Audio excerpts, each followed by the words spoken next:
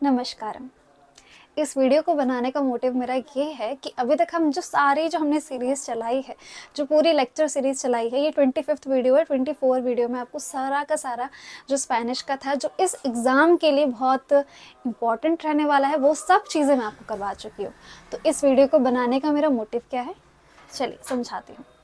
सबसे पहले आपको ये जानना होगा कि जैसे हम चीज़ समझ तो लेते हैं, मैंने आपको पीवाई की सॉल्व करके दिखा दिया, हर चीज़ मैंने आपको करके दिखा दिया, बट पीवाई की सॉल्व होने के बाद जैसे डेली में वीडियो ला रही थी, आपको पता था कि आज आपको ये पढ़ना है, अब आपको ये पढ़ना है, आज आपको ये पढ़ना है।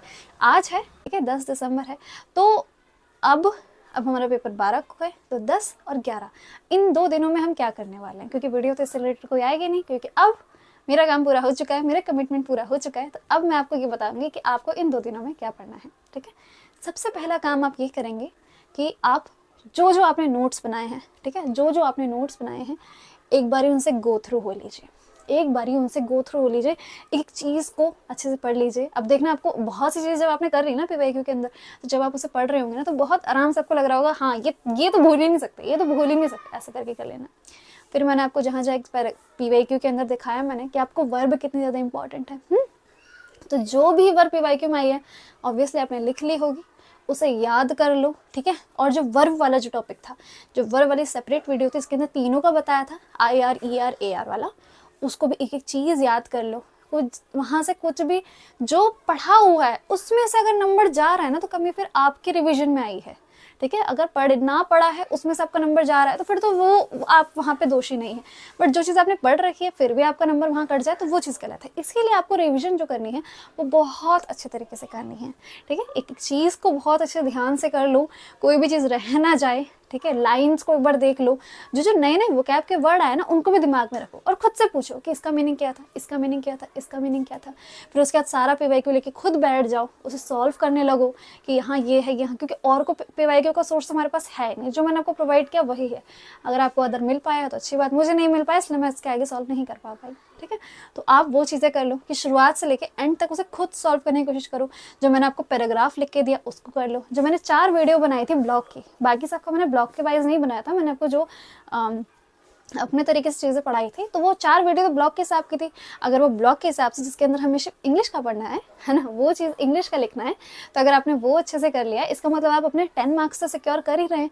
तो उन वीडियोज़ के ऊपर भी ऐसा नहीं लाइटली ले लिया आपने, लाइटली लेने की गलती मत करना। टीचर अगर आपने साइंटिफिक चीज़ें यूज़ नहीं करी, कुछ महंगे वर्ड्स यूज़ नहीं करे, उसने आपके फैक्ट्स नहीं देखे, आपको वो नंबर नहीं देने वाला। आपको लग रहा है ना कि आप 60 वर्ड कुछ भी लिख देंगे तो मिल जाएगा, नहीं मिलते हैं ऐसे कुछ भी, बिकॉज उसकी मर्जी है वहाँ पे। अब वो देख पाएगा, जो एग्जामिनर होंगे वो देख पाएंगे कि आपने जो लिखा है, अगर उसके अंदर दिख रहा है उन्हें कि हाँ इस बच्चे ने पढ़ाई करी है, इस स्टूडेंट ने पढ़ाई करी है, इसने बुक को गो थ्रू किया है, तभी जाके ये जो फैक्ट्स है वो यहाँ लिख पाया, तो वो आपको खुशी खुशी नंबर देके जाएगा।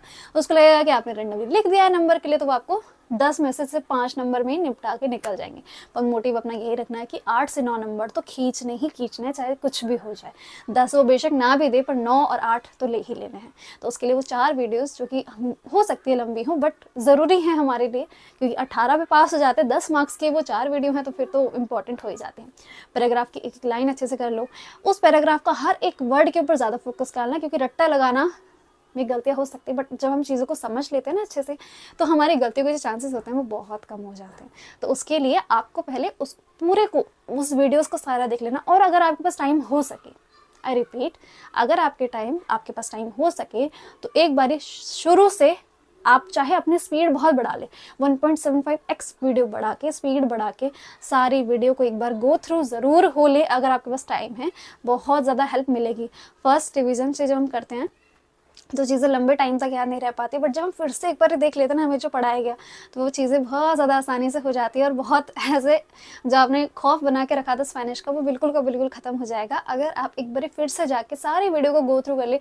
बेशक स्पीड कम ना करें, नॉर्मल पे ना करके स्पीड बढ़ा ले, ठीक है, क्वालिटी बढ़ा ले, स्पीड बढ़ा ले, स्पीड में चीज़ें देखते रहे, कोई बात नहीं। आपने सब कुछ पढ़ा हुआ है, आपने रिविजन करी हुई है, आप पीवाईक्यू तक आ रखे हैं, तो बहुत आसानी से चीज़ें हो जाएंगी। बहुत स्पीड में करने से आपको जो सारी चीज़ें वो मेमोराइज हो जाएंगी, जो शायद आप कॉपी में ना लिख पाए।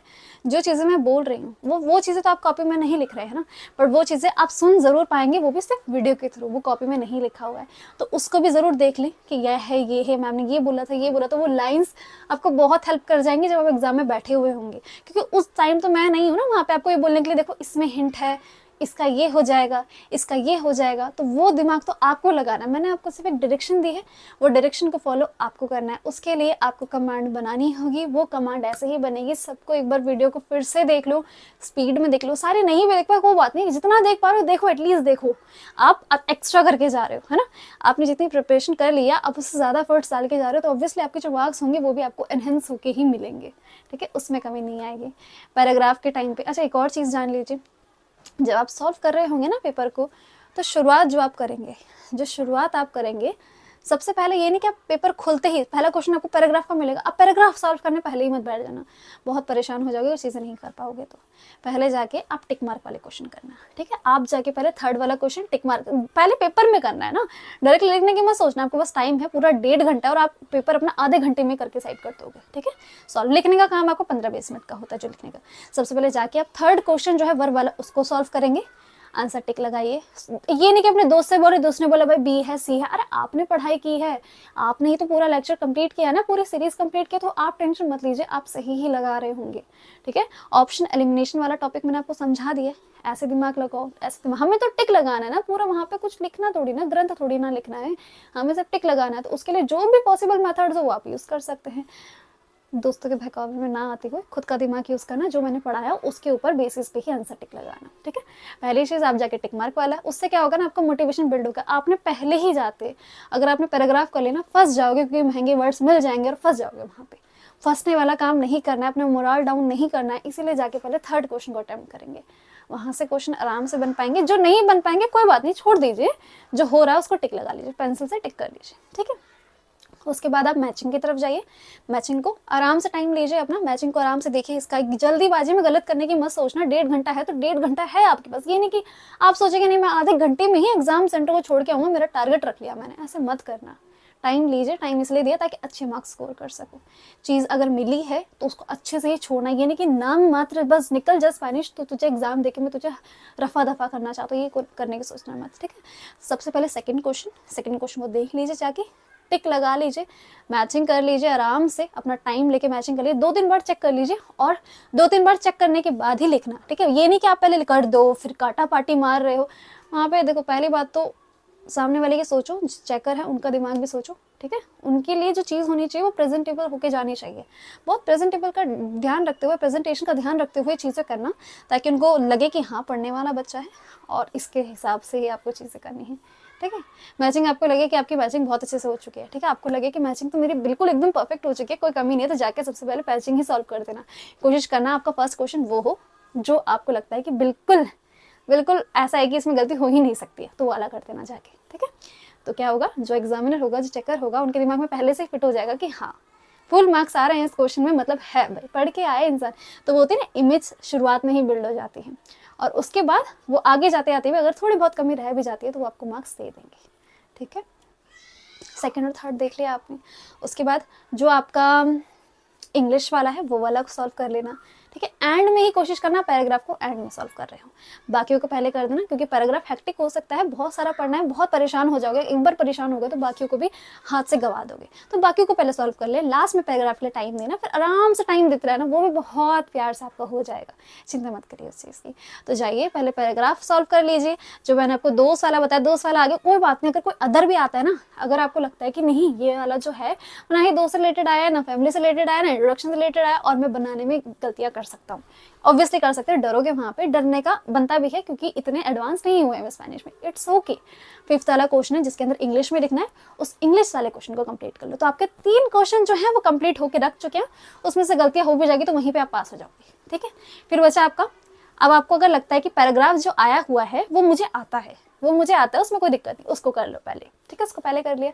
अब आपको लगता है पैराग्राफ मुझे नहीं आता है, मेरे को उसमें बनाना पड़ेगा, मेरा दिमाग खपने वाला है, तो अब जाइए पैराग्राफ की तरफ, मतलब कि जो आपका फर्स्ट वाला क्वेश्चन है ना, दोस्त वाला अगर आपको पास नहीं आया है, जिसके अंदर हमें ऐसे लिखना है, चलो मैं ऐसे बोल देती हूँ उसे, और उस वाले को अनसीन पैसेज बोल देती हूँ, वो पैसेज वाला पहले सॉल्व कर लेना। अगर जो आपका ऐसे वाला आया हुआ है वो सेम नहीं आया, अगर आपका 4th क्वेश्चन आपको नहीं आता तो आप फर्स्ट क्वेश्चन पहले अटेम्प्ट कर लेना, ठीक है, आराम से अटेम्प्ट कर ली 4 क्वेश्चन, उसके बाद अपना टाइम लेके थोड़ी बहुत जितनी इंग्लिश आप स्पेनिश बना पाते, जितनी बना पाते, टूटी फूटी जैसी मर्जी बना के आ जाना, बस इतना काम कर लो।